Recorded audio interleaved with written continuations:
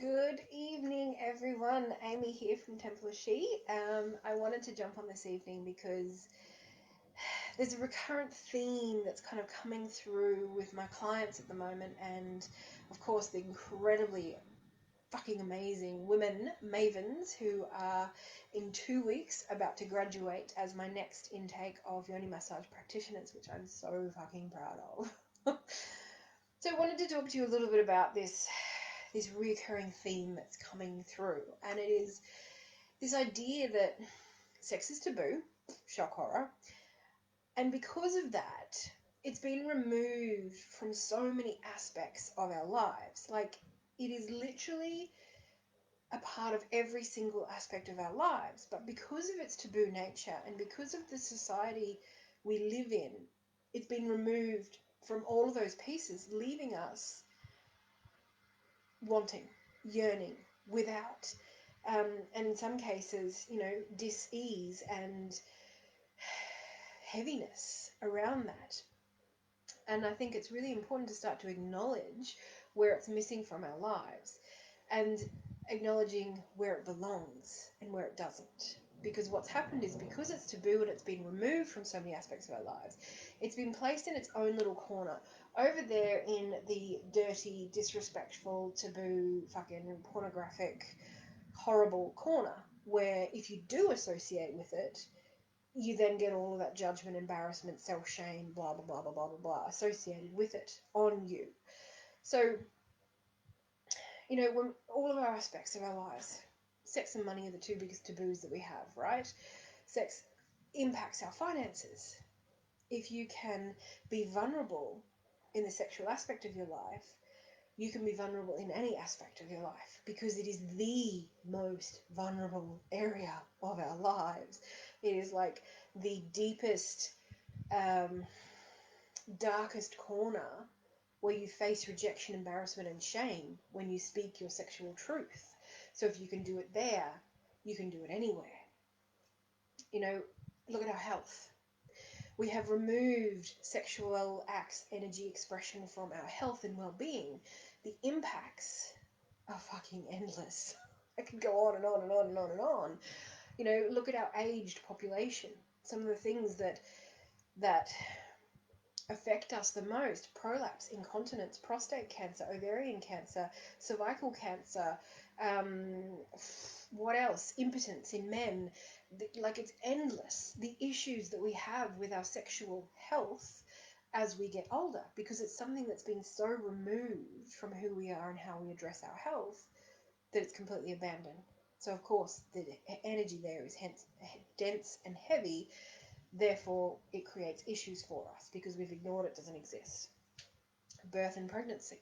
This is something that is really coming back to me with incredible power at the moment, of course, because I'm now 32 weeks pregnant and very much preparing for my own birth. And I'm really putting those pieces back together again and seeing the powerful connections. And I was listening to an incredible podcast yesterday where the woman said, there was a reminder that what a woman needs to do to orgasm, she needs to do to birth.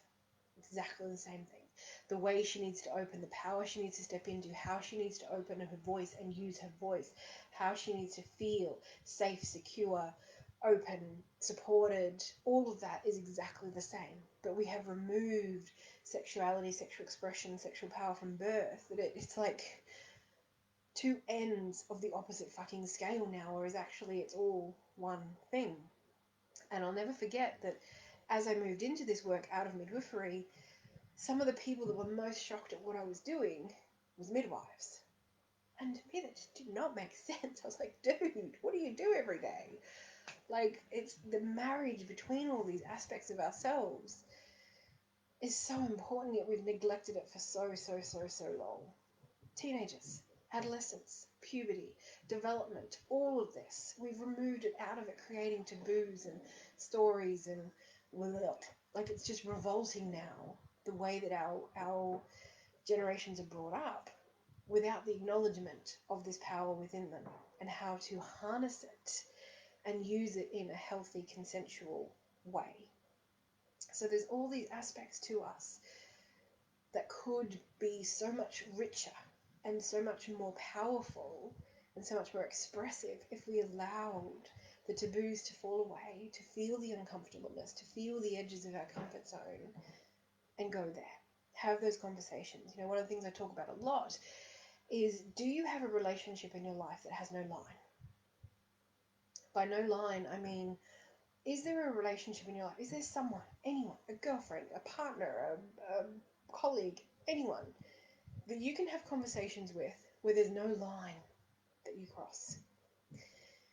We all have that line when we're telling a story, having a conversation, talking about scary, taboo, vulnerable topics that we don't cross. Or I'm not going to give that much detail. I'm not going to go into that much depth because then they might judge me. Then I'll feel embarrassed. Then I might realize I'm the only one that fucking feels that way, is turned on by that, so I'm just not going to go there. Do you have a relationship that doesn't have that line? Because those are the relationships we need. Those are the relationships that are going to support our growth, our curiosity, our exploration, to make us realize that it's okay to be this way. It's okay to feel this way, to explore this way. Sure, sometimes it might not feel good, or that wasn't right, or but hey, I explored it. Maybe it's not for me. So if you don't have one of those relationships in your life, I really encourage you to generate one. Find a relationship that you have that you can broach this with. Kind of say, hey, I was listening to this chick on Facebook the other day, and she said, you know, do you have a relationship with no line? And I would like to have that with you. Open the doors to that conversation. It's how we start to shed the taboo. It's how we start to bring healthy exploration and conversations around this deeply taboo subject back into our lives and make it more acceptable. And because the reality is, everybody's doing it. Everybody has sexual energy, everybody has sexual thoughts, turn-ons, experiences. We just don't talk about it.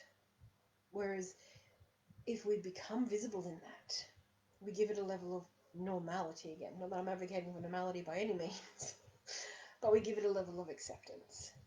And that is what we need around sexual energy, sexual expression, sexuality, all of it, to start dropping the taboos. Where there's taboos, there's lack of education, lack of information, fear, all sorts of things. So that is how we tend to shift that. That is how we bring that back in to each and every aspect of our lives, our finances, our health, our wealth, our nutrition, our movement practices, our attitudes, our conversations, everything of who we are. It's a part of that. And it's okay to bring that back in and explore how you feel about it. Just like the whole Black Lives Matter movement, the whole white supremacy thing. It's an aspect of you that's there and needs to be explored, but only you can be willing to actually do so. Okay. Mwah. So much love to you all, and I would love to know your thoughts on this. Is there an aspect in your life that you aren't, or that you have abandoned because of the taboos around it relating to sexual expression? Or is there somewhere where you have really dived in deep and it's paid off and you are different because of that? I would love to know. Good night.